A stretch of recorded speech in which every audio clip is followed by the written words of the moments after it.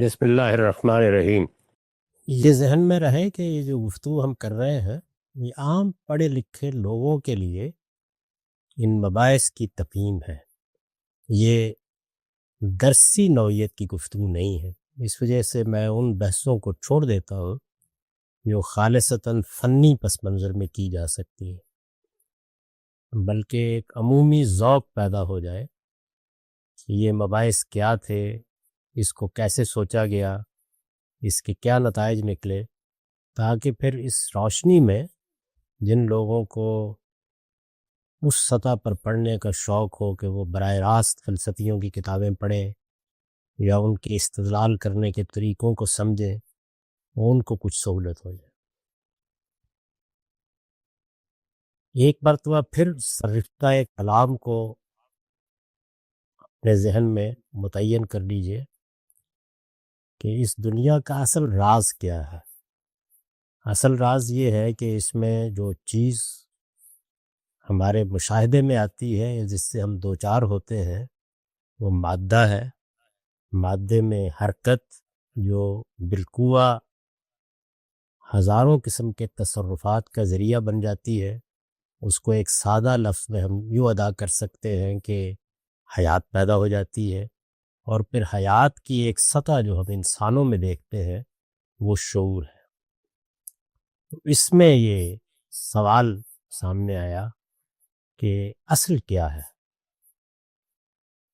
اب تک جتنی آپ نے بحث کی ہے اس میں جو مادیت پسند تھے ان کا استدلال بہت سادہ تھا۔ انہوں نے کہا کہ مادہ ازلی ہے، مادہ ابدی ہے، اس حقیقت سے ہم دوچار ہیں۔ اس مادے میں حیات اسی کے اجزاء یا عناصر کی تالیف سے پیدا ہوتی ہے، اور اسی کی ایک اگلی منزل شعور کا پیدا ہونا ہے۔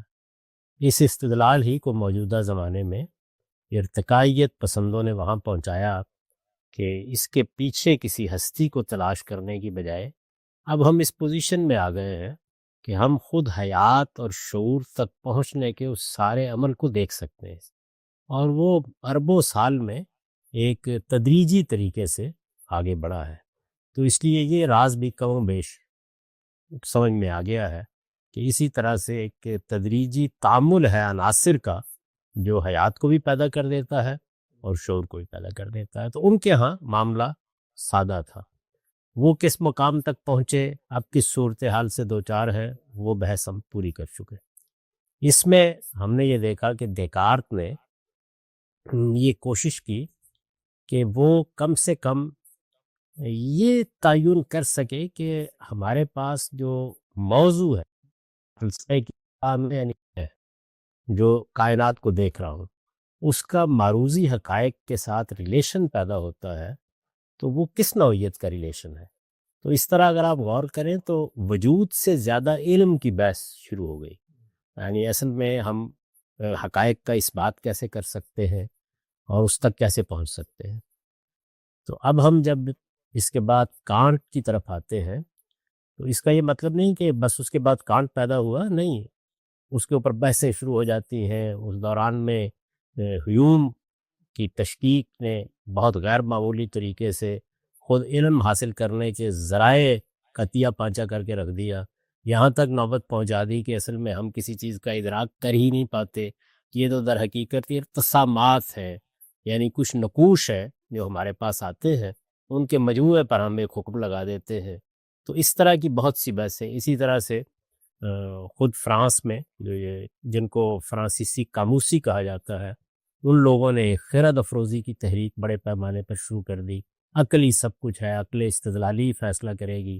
اس کے مقابل میں روسو کی رومانویت نے ایک فضا پیدا کی۔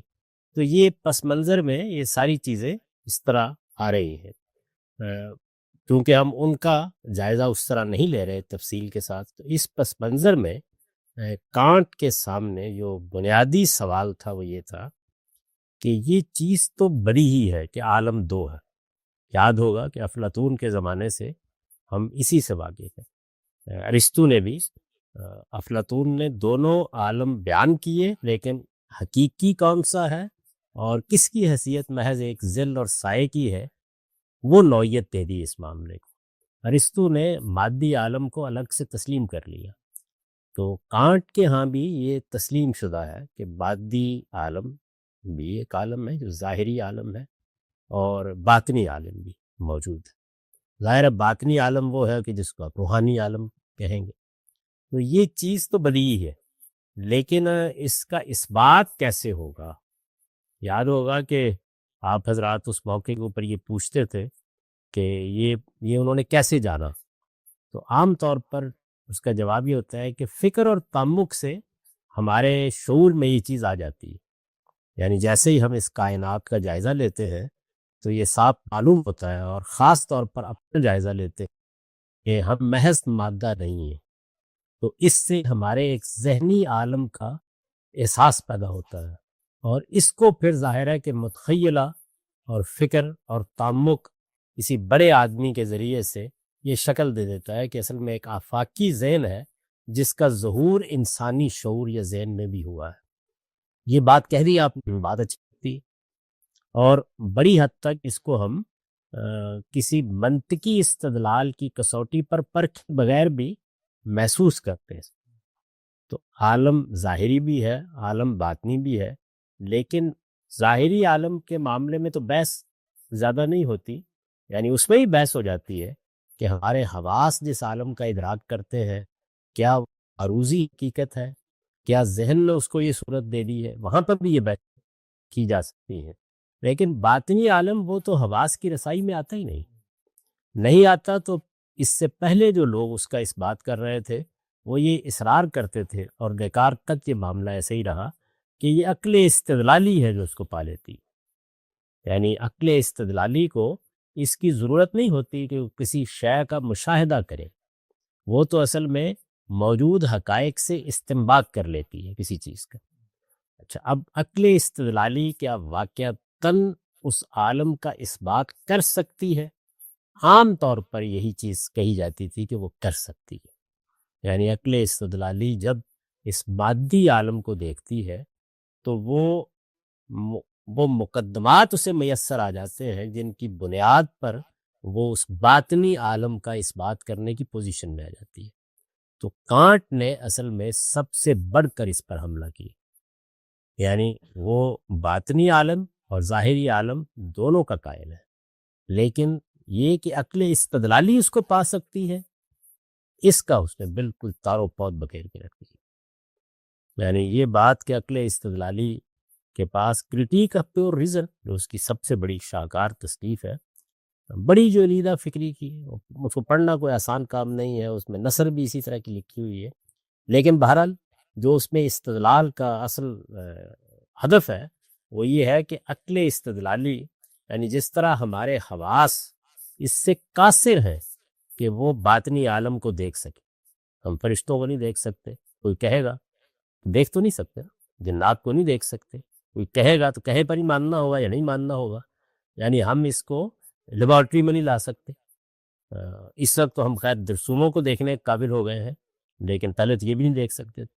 اسی طرح سے دور کی چیزیں بھی اس طریقے سے ہماری گرفت میں نہیں آتی۔ تو جس طرح سے ہم اپنے حواس کے ذریعے کے معاملے میں تجزیہ اور تحلیل میں جاتے ہیں، یہاں تک کہ ہیوم کی تشکیک تک پہنچ جاتے ہیں۔ بڑا اچھا طنزیہ جملہ ایک مرتبہ کسی اسی طرح کے استدلال کے اوپر کسی نے کہا تھا کہ حضرت کو اپنی بیوی کے بارے میں تو اطمینان ہوگا کہ وہ حقیقی ہے، اس لیے کہ جو یہ ظاہری عالم ہے اس کو بھی جب آپ حواس کے ریلیشن میں دیکھتے ہیں تو یہ بھی اپنی حیثیت کھونا شروع کر دیتا ہے۔ تو وہ باطنی عالم اس تک تو رسائی کا ذریعہ جو کچھ بھی تھا، آپ سے پوچھا جائے کہ کیسے آپ کو معلوم ہوا کہ ایک عالم مسار ہے، کیسے معلوم ہوا آپ کو کہ ایک باطنی عالم ہے، ایک روحانی عالم ہے، یا اس پورے عالم میں ایک آفاقی ذہن ہے؟ اپنے ذہن کو تو میں جانتا ہوں، اس میں بھی وہ کیا چیز ہے اس کے جاننے کا میرے پاس کوئی ذریعہ نہیں، لیکن ایک آفاقی ذہن۔ تو یہ جو استنباط ہے یہ عقل استدلالی نے کیسے کیا ہے؟ کیونکہ عقل استدلالی کے اندر یہ صلاحیت نہیں ہے کہ وہ اس بات کر سکے، وہ نامحسوس کی طرف توجہ دلا سکتی ہے، نامحسوس کا احتمال پیدا کر سکتی ہے، لیکن یہ کہ وہ اس بات کرنے کے قابل بھی ہوتی ہے، وہ کبھی بھی اس بات کے قابل نہیں ہوتی، کیونکہ اس بات اگر ہو جائے تو آپ ظن و گمان سے نکل جاتے ہیں، اس کی بڑی سادہ مثال ہے کہ میں نے دھواں اٹھتا دیکھا ہے. دھواں اٹھتا دیکھا ہے تو یہ بڑا احتمال ہے کہ آگ جل رہی ہے، لیکن یہ یقینیات کی چیز نہیں. یعنی کوئی اٹھنے والا غبار بھی دھوئیں کی صورت میں نظر آ سکتا ہے.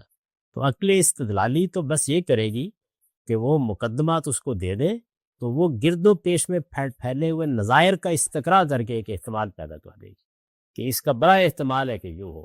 اس کو آپ خالص مذہب میں لے آئے تو یہ بات کہ عقل استدلالی یہ تو آپ کو کہے گی کہ اس عالم میں معنویت ہے، اس کے اندر علم ہے، اس کے اندر قدرت کا ظہور ہوا ہے، یہ ایک غیر معمولی شاہکار ہے اور اس کا کوئی خالق ہونا چاہیے.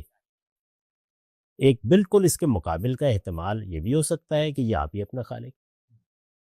تو عقل استدلالی کیا چیزوں کا اس بات کرنے کی بھی پوزیشن میں ہے. تو یہ اصل میں کانٹ کا اصل کام تھا کہ اس نے کیا. اب اس کی زد کہاں پڑے گی؟ وہ تینوں بنیادی مقدمات جو اصل میں مذہبی ذہن کو فلسفے کے قریب لاتے تھے، یعنی یہ کہ مجھے اختیار حاصل ہے تو قدر و اختیار کا مسئلہ، یہ کہ روح جسم کا عضویاتی اظہار نہیں ہے کہ وہ موت کے ساتھ ختم ہو جائے گی، یہ باقی رہے گی. یہ ایک ایسی چیز ہے کہ جو میرے جسم سے بالکل الگ اپنی حیثیت رکھتی ہے اور سب سے بڑھ کر ذات باری، یعنی اس کا آپ تصور جو بھی رکھیں تو تینوں کے تینوں ختم ہو گئے.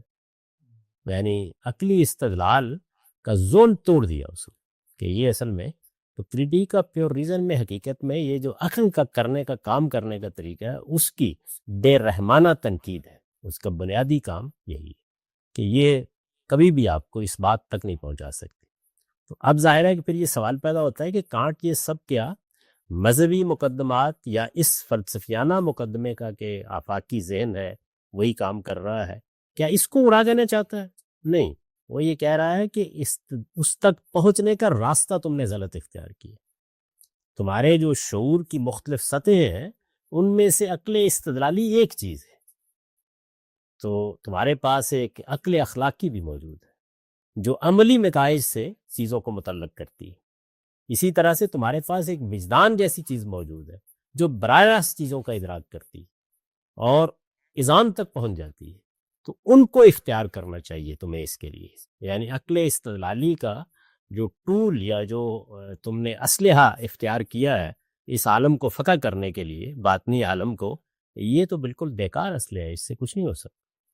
تو بنیادی اس کا جو معاملہ ہے وہ مثالیت پسندی ہے، وہ ان سارے حقائق کو مانتا ہے اور بڑے اذعان کے ساتھ یہ کہتا ہے کہ فلسفے کا موضوع اصل میں وہ اوپر تاروں بھرا آسمان ہے، یعنی پوری کائنات کا تصور دلاتا ہے، اور میرا اخلاقی وجود ہے جس میں ایک اخلاقی قانون کار فرما ہے. تو یہ بالکل حقائق ہے، انہی کا فلسفے کو مطالعہ کرنا چاہیے.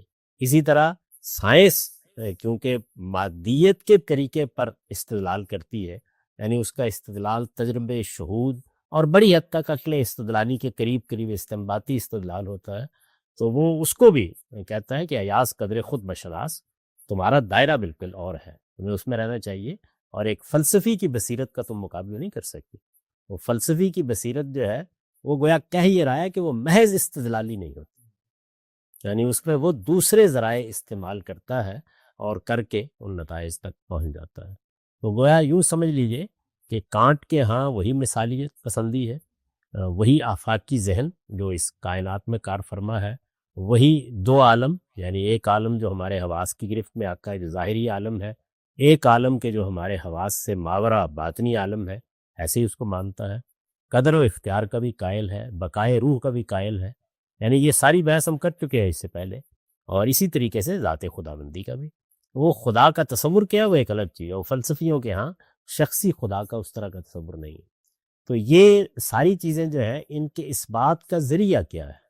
ان کے اس بات کا ذریعہ عقل استدلالی نہیں، یعنی ان کے اس بات کا ذریعہ دوسرا ہے، اور وہ ذریعہ جو ہے وہ اس طریقے سے مقدمات قائم کر کے نتیجہ نہیں نکالتا، وہ ایک جست میں حقائق کو گرفت میں لیتا ہے. اور یہ جو شعور کے آپ کے پہلو ہیں ان کو بیدار کرنا چاہیے. یعنی یہ یوں ہے کہ اس کو آپ ایک مثال سے یوں سمجھیں کہ ایک اچھے شعر کی منطقی اپریسیشن نہیں کرائی جا سکتی. ایک بہت اعلیٰ درجے کا شعر ہے، ایک بہت خوبصورت چیز ہے، جیسے میرا جمالیاتی احساس ہے تو میرا جمالیاتی احساس اس اذعان پر کھڑا ہے کہ گلاب کا پھول بہت خوبصورت ہے، اور وہ اس سے بھی زیادہ اذعان پر کھڑا ہے کہ کسی کے لب کی تراش اس سے بھی زیادہ خوبصورت ہے۔ لیکن کیا میں اس اپنے جمالیاتی احساس کو منطقی صغرا کبرا میں ڈال سکتا ہوں؟ نہیں ڈال سکتا۔ اور اسی طرح میں کسی اچھے شعر کے معاملے میں کیا یہ کر سکتا ہوں کہ اگر میرا مخاطب شعر کا ذوق نہیں رکھتا تو میں منطقی استدلال سے اسے قائل کر دوں کہ واہ کیا بات ہے؟ یہ نہیں کر سکتا۔ اس کا مطلب یہ ہے کہ میرے اندر صرف یہ نہیں ہے کہ میں منطقی استدلال کرتا ہوں، یہ تو ایک بڑا چھوٹا سا حصہ ہے میرے حقائق کے ادراک کے ذرائع کا۔ میرے ہاں جبالیاتی احساس پوری قوت کے ساتھ خوبصورتی کو گرفت میں لے لیتا ہے۔ اسی طریقے سے روح، بقائے روح، ذات خداوندی، یہ چیزیں بھی، اخلاقی قانون، یہ بھی براہ راست میرے شعور کے اندر آتی ہیں۔ تو میں صرف ایک انسان کی حیثیت سے یہ حواس ہی نہیں رکھتا، یا عقل استدلالی ہی میرے پاس ایک ذریعہ نہیں ہے حقائق تک پہنچنے کا، بلکہ دوسرے ذرائع بھی ہیں۔ تو یہ دوسرے ذرائع بھی ہیں جو میرے شعور میں اتنے ہی قوی ہے، اتنے ہی مضبوط ہے جس طرح کے عقل استدلالی ہے۔ تو اس کے نزدیک اگر عقل استدلالی کو آپ بنیاد بنائیں گے تو کوئی ایک حقیقت بھی ان میں سے اس بات کے درجے تک نہیں پہنچائی جا سکتی۔ زیادہ سے زیادہ آپ بعض احتمالات پیدا کر دیں گے۔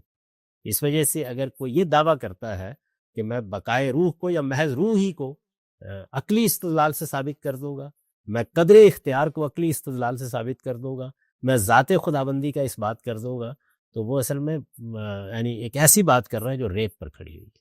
اس لیے کہ عقل استدلالی تو پہلے مفروضات سے اپنی بات شروع کرے گی، اس کو مقدمات ملیں گے، ان مقدمات سے احتمالات پیدا کرے گی، وہ اذعان اور یقین پیدا ہی نہیں کر سکتی۔ اس کے تمام استنباطی نتائج ضمنی نتائج ہوتے ہیں۔ جیسے میں نے کئی مرتبہ مثال دی ہے کہ جو نظریہ ارتقاء ہے جس پر جدید سائنس کھڑا ہے، یعنی حقیقت کی بات نتیجے کو بیان کیا جائے، اس کا کانٹ کے طریقے کا آپ غور کریں تو یہ استنباطی عقل کا ایک احتمال ہے، یعنی ایک احتمال پیدا کر دیا ہے کہ اس دنیا کے اندر جو حیات کا ارتقاء ہے وہ ایسے بھی ہو سکتا ہے، ایسے بھی ہو سکتا ہے۔ یہ کہ ایسے ہی ہوا ہے، یہ عقل استدلالی کے بس کی چیز نہیں، ممکن ہی نہیں۔ تو ہمارے حواس جو ہیں وہ ایک الگ بحث ہے کہ وہ جن چیزوں کو، آفتاب ہے، آفتاب آمد دلیل آفتاب، کیوں؟ وجہ کیا ہے کہ میرے حواس ان کا براہ راست ادراک کرتے ہیں، یعنی میرے حواس کسی استدلالی عمل کے ذریعے سے آفتاب کا، یہ میرے اپنے اسٹڈی کا، میرے سامنے بیٹھے ہوئے لوگوں کا ادراک نہیں کرتے، بلکہ حواس یہ عمل براہ راست کرتے ہیں۔ تو حواس کا یہ عمل براہ راست ہوتا ہے، اس پر بھی سوالات پیدا ہو سکتے ہیں۔ بالکل اسی طریقے سے جو حواس سے ماورا حقائق ہیں، ان میں سے بہت سے حقائق کا بھی وہ براہ راست ادراک کرتے ہیں، اور وہ براہ راست ادراک جو ہے اس کو میں آپ تک کسی منطقی استدلال سے پہنچا نہیں سکتا۔ یہ اگر بات سمجھ میں آ گئی ہے تو کانٹ کا بنیادی کام یہ ہے، یعنی آپ یوں سمجھے کہ مثالیت پسندی، وہی دو عالم، وہی وہ حقیقی عالم کی حیثیت اسی کو حاصل ہے، یہ عالم اس کے تابع ہے، ظاہری عالم، اور آفاقی ذہن ہے جو کام کر رہا ہے، یا ایک روح ہے جو اس کائنات کے اندر کار فرما ہے، وہی اصل میں ظہور کر رہی ہے۔ اسی کا ایک نہایت ہی غیر معمولی ظہور میری اپنی ذہن میں ہوا ہے یا میرے شعور میں ہوا ہے، لیکن یہ تمام حقائق ہماری گرفت میں کیسے آتے ہیں؟ یعنی یہ تو بڑی ہی سی بات ہے کہ حواس کی گرفت میں نہیں آتے، لیکن اس سے پہلے فلسفے کو ابرام رہا کہ وہ عقل استدلالی کی گرفت میں آتے ہیں، تو اس نے اس کا تجزیہ کر کے بتایا، اور اس طرح دو جگہوں پر زد پڑی اس کی۔ یعنی ایک تو یہ ہوا کہ ایک زاویے سے اگر آپ دیکھیے تو کچھ لوگ اس پر خوشی سے تالی پیٹیں گے کہ عقل استدلالی سے مذہبی حقائق کے اس بات کی بنیاد ختم ہو۔ اچھا، دوسرے پہلو سے وہی لوگ خوشی کا اظہار کریں گے کہ ہم تو پہلے ہی کہتے تھے کہ تم جس چیز سے نفی و اس بات کر رہے ہو اس کی کوئی حقیقت ہی نہیں ہے، یہ تو براہ راست کچھ دوسرے ذرائع سے معلوم ہوتا ہے۔ تو عام طور پر مذہبی لوگ تو یہ کرتے ہیں نا کہ وہ ایک پیغمبر کا حوالہ دے کے بات منوا لیں گے، تو اس نے گویا ایک دوسرا راستہ ان کو دکھا دیا۔ تو آپ غور کریں تو ایک ہی کام نتیجے میں دونوں خوش ہو سکتے ہیں. اچھا پھر اس سے پہلے جو خرد افروزی کی تحریک چل رہی تھی، زیادہ تر حقائق کا وہ انکار کر رہی تھی کہ عقل ہی اصل چیز ہے اور عقل ہی کو استعمال کیا جائے گا اور عقل ہی حقائق کا ادراک کرتی ہے، اس کو بھی ظاہر ہے کہ کانٹ کے اس سارے طرز عمل سے بڑی زد پہنچی. تو ایک لحاظ سے بس جو بنیادی اس کا کام ہے وہ میں نے آپ کو بتا دیا. چند چیزیں ہیں جن کو نکات کی صورت میں میں آپ کے سامنے رکھ دیتا ہوں تاکہ ایک اجمالی سا تصور آ جائے. ایک تو یہ زیر ذہن میں رکھیے کہ پس منظر کے لحاظ سے جو چیزیں ہیں ان کو ذرا تازہ کر لیں. یعنی ہیوم کا تشکک ہے اور لادریت ہے پس منظر میں اس کے اس نے اس لیے کہ ہیوم نے بھی عقل استدلالی کو بے مصرف قرار دیا تھا، لیکن کانٹ کی تنقید بالکل اور طرح کی ہے. اسی طرح جو فرانسیسی قاموسی تھے مذہب کو ایک بالکل داستان پارینہ سمجھتے تھے، اور یہ بات کہ انسانی ذہن کی ساخت حقیقت کا ادراک عقل استدلالی سے کر سکتی ہے، کانٹ نے اس کا تجزیہ کر کے بتا دیا کہ ذہن انسانی کی ساخت ہی ایسی ہے کہ یہ حقیقت کا ادراک اس طرح کر ہی نہیں سکتی. جیسے ہی یہ جاننے کی کوشش کرتا ہے تضادات پیدا ہونے شروع ہو جاتے ہیں. میں نے عرض کر دیا کہ وہ قدر و اختیار کا قائل ہے، اور یہ بات بھی کہ عالم دو ہے، ایک ظاہری ہے ایک باطنی ہے. یہ بات کہ عقل استدلالی اس عالم تک رسائی پہ قاصر ہے، اس کا لازمی نتیجہ کیا ہے؟ وہ یہ ہے کہ معروضی علم یا معروضی حقائق کی بجائے موضوع فلسفے کی اصطلاح میں یعنی سمجھنے والا، تو وہ جو ہے وہ اہم ہو گیا. آبجیکٹ اہم نہیں ہے بلکہ وہ سارا زور اس پر آ جائے گا. زمان و مکان جو اس کے لازمی نتیجے میں یعنی یہ ٹائم سپیس ایک ذہنی انتزاع بن کے رہ جائیں گے. یعنی ان کے بارے میں بھی آپ یہ نہیں کہہ سکتے کہ یہ ہمارے ادراک میں آتے ہیں. اسی سے اور دو چیزوں پر بھی اثر پڑتا ہے. ایک یہ کہ وہ جو ایک پرانی بحث آپ کو یاد ہوگا کہ مقصدیت ہونی چاہیے، تو مقصدیت کے مقابلے میں کیا ہے؟ مادیت پسند ہوگی میکانیکیت، یعنی وہ کل کی طرح دیکھ رہے ہیں ایک چیز کو. تو اس کی بھی نفی کی اس نے اور یہ کہا کہ نہیں، جب یہ کائنات اپنے وجود کے لحاظ سے ایک ذہنی شاہکار ہے تو پھر یہ مقصدیت سے خالی نہیں ہو سکتا. یعنی ایک منزل ہے تو ہماری آرزوئیں ہماری امنگیں یہ ایسا نہیں ہے کہ ایک مشین کے پرزوں کی طرح ختم ہو کر رہ جائیں گی.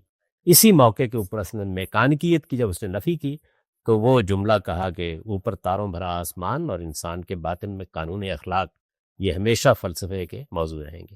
حسن جمال یہ سب حسیات سے الگ براہ راست وجدان کی گرفت میں آتے ہیں.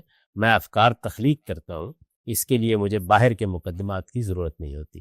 تو اصل میں یہ ہے کانٹ کا جہان، اگر آپ اس کا ادراک کر سکیں کہ وہ کس جگہ سے چیزوں کو دیکھ رہا ہے. اور بات وہی ہے جو شروع میں چلی آ رہی ہے کہ اس کائنات کے مادی وجود سے ماوراء جہان کا ادراک. اسی وجہ سے جتنے بھی کلامی مذاہب پیدا ہوتے ہیں، ادھر ہمارے یہاں پیدا ہوئے یا ادھر پیدا ہوئے، ان کو فلسفے سے مسئلہ نہیں ہوتا کوئی، اعلیٰ فلسفے سے، اس لیے کہ اعلیٰ فلسفہ جو ہے وہ مثالیت پسند ہے، تو وہ مادیت پسند نہیں. وہ مادیت پسندی چیلنج بنتی ہے. ورنہ جب آپ بقائے روح کا اس بات کر رہے ہیں، آپ وجود باری کا اس بات کر رہے ہیں، آپ ایک آفاقی ذہن کی بات کر رہے ہیں، تو تصورات الگ ہے کہ آپ تصور کیا پیش کر رہے ہیں، لیکن اصل میں آپ وہ بات کہہ رہے ہیں جو مذہب کہتا ہے، وہ قریب رہتا ہے اس کے نتیجے میں. تو یہ ایک مختصر سا جائزہ ہے. اس کے بعد فلسفیوں میں سے ہیگل کا مطالعہ جو ہے وہ کرنا چاہیے، اور اصل میں ہیگل پر مثالیت پسندی جو ہے وہ ختم ہو گئی، یعنی اپنے عروج پر پہنچ کے ختم ہو گئی. اس کو جرمن مثالیت پسندی بھی کہا جاتا ہے. اس کے بعد پھر نئے انہی بڑے فلسفیوں نے جو ضمنی بحثیں کی تھیں اس میں سے کچھ اور چیزیں پھوٹ نکلیں.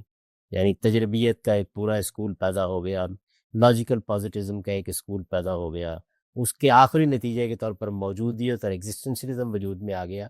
تو یہ اصل میں اگر آپ غور کر کے دیکھیں تو فلسفے کی ساری توادوں کے مقابل میں یاس اور ایک خاص طرح کی غمناکی اور یا ایک جنجلاہٹ کا اظہار ہے جو اس کے بعد ہوتا رہا ہے. اصل فلسفہ یہی ختم ہو جاتا ہے.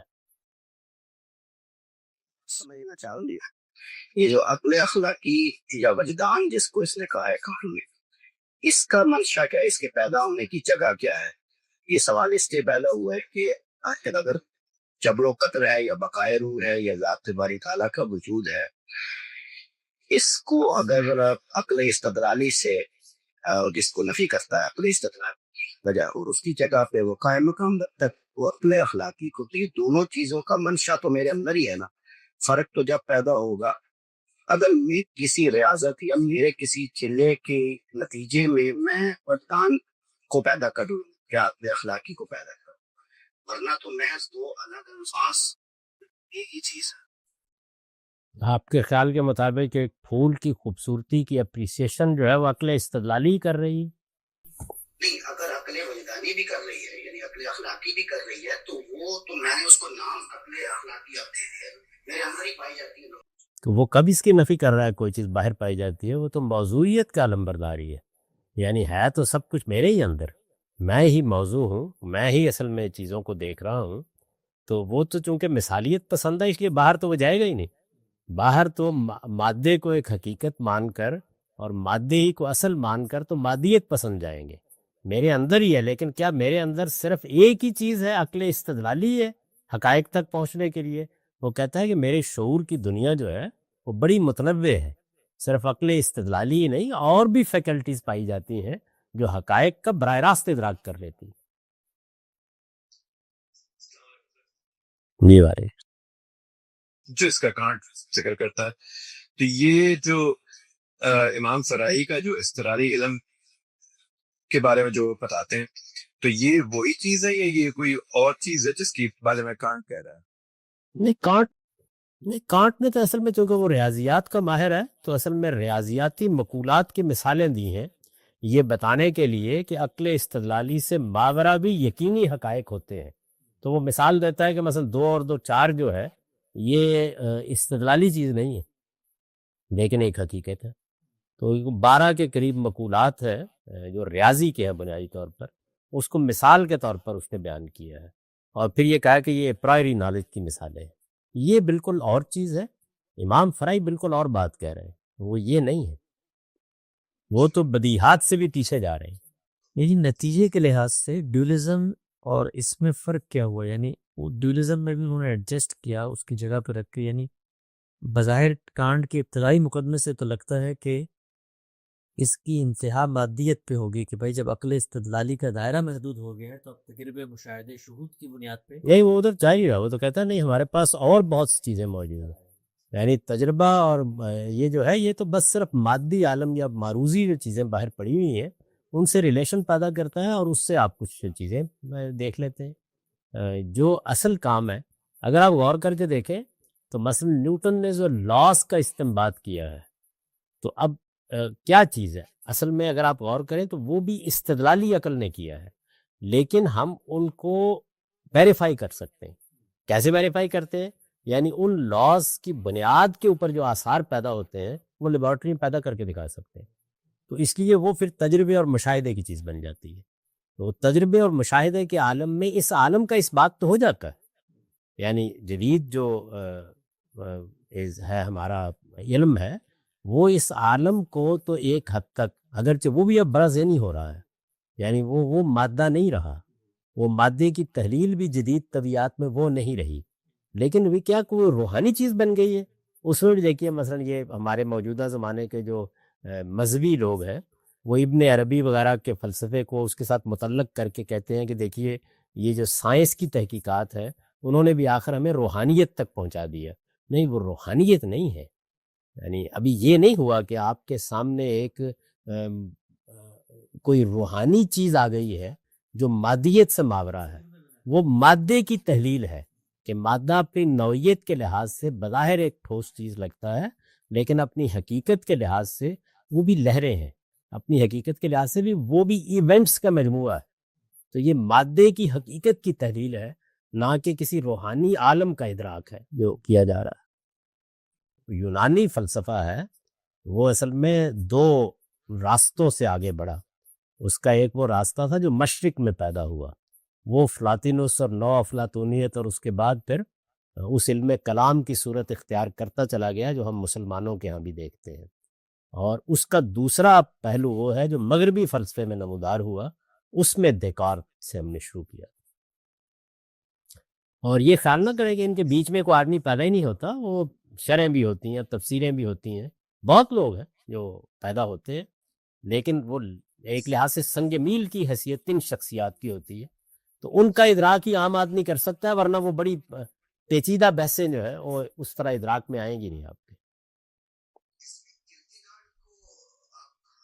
وہ تو ابھی آنا ہے اس نے، وہ تو اصل میں پھر وہ ایگزسٹنشلزم کی بحثیں جب شروع ہوں گی، اگر وہاں پہنچنا ہے آپ لوگوں نے تو۔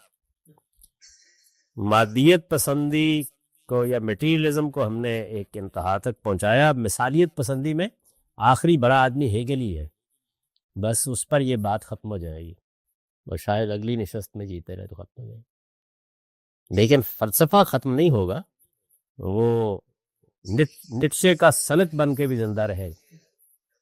ایک چیز میری سمجھ نہیں آ رہی تھی کہ یہ جو جیسے پلیٹو نے جہاں پر یہ ورلڈ آف فارمز یا عالمی مثال کا تصور پیش کیا، تو اس کے پیچھے اصل میں کیا محرک تھا؟ یہی کہ یہ مادی عالم جو ہے یہ ازلی اور ابدی یا حقیقی نہیں محسوس ہوتا، وہ کہتا ہے فکر کی سطح کے اوپر یہ کسی چیز کا ظہور لگتا ہے۔ وجہ کیا ہے؟ وجہ یہ ہے کہ موضوع کے اعتبار سے جب میں اپنے ذہن کے ادراکی پہلو کو سمجھنے کی کوشش کرتا ہوں تو مادی چیزیں جو ہیں وہ بے حقیقت ہونی شروع ہو جاتی ہیں۔ یعنی انسان کا خاتمہ بھی تو ہے نا، یہ اصل سوال کہ اگر تو حقیقی ہے تو پھر یہ پتہ لگا ہے کہ آتا کہاں سے، جاتا کہاں ہے، یہ سارے سوالات۔ وہ بقائے روح کا وہی پیدا ہوتا ہے نا کہ میری اصل شخصیت کیا مادی ہے؟ تو مادی شخصیت تو میرا ادراک نفی کر رہا ہے اس کی، یعنی صاف محسوس ہوتا ہے کہ یہ یوں نہیں ہے کہ مادی ایک تعامل سے میں بن گیا ہوں، بلکہ مجھے اپنے اندر ایک دوسری شخصیت لگتی ہے، تو وہ لگتی ہے جو ہے وہ فلسفے کی سطح پہ جا کے پھر اذعان میں بدل جاتی ہے۔ اب اس کے بعد تو فکر کو ایک قدم ہی بڑھانا ہے نا کہ جو شخصیت میرے اندر ہے تو اصل میں یہ پورے عالم میں ہے، میرے اندر اس کا ظہور اور ادراک میں آ گیا ہے، تو میں ایک چھلانگ لگاؤں گا اور وہاں پہنچ جاؤں گا۔ جو ہیوم کا جو تشکک ہے یہ دیکارت کے تشکک سے کچھ اس میں آگے کچھ ہی تک آئی مناظر طے کی؟ نہیں دیکھیے، وہ تو صرف شک سے شروع کرتا ہے، یعنی دیکارت کی منزل یہ ہے کہ مجھے اس بات کرنا ہے حقائق کا، تشکیک سے نکلنا ہے۔ ہیوم کا یہ ہے کہ کبھی نہیں نکل سکو گے، وہ ایک دوسری طرف لے جا رہا ہے اس چیزوں کو۔ کانٹ نے بھی یوں کیا ہے، یعنی ظاہر ہے کہ حواس پر آپ تنقید کریں گے تو موجودہ عالم کے بارے میں آپ کا اذعان مجروح ہوگا، عقل استدلالی پر تنقید کریں گے تو آپ کے فکری مقدمات پہ اذعان مجروح ہوگا۔ تو اب کانٹ نے یہ تنقید کو تسلیم کر کے اصل میں ایک دوسرا راستہ دکھایا کہ تمہارے پاس کچھ اور فیکلٹیز بھی موجود ہیں۔ اچھا، یہ کانٹ کو جو چیز ممتاز کرتی ہے اس پورے مثالیت پسندی کے نقطہ نظر میں، وہ یہ ہے کہ اس نے اصل مسائل سے زیادہ ان ذرائع علم پر بحث کی جن سے آپ پہنچ رہے ہیں۔ بحث کا رخ دیکارت نے موڑ دیا تھا، یعنی وجود کی بحث کی بجائے علم کی بحث شروع ہو گئی۔ اسی وجہ سے جب میں نے سوالوں کے جواب دیے تو اس میں لوگوں کو یہی توجہ دلائی کہ زیادہ بڑی بحث علم کی بحث ہے، تو آئیے دیکھتے ہیں ہمارا علم کیسے ہے۔ یہ بھی وہی بحث ہے، اس کا ایک حصہ ہے۔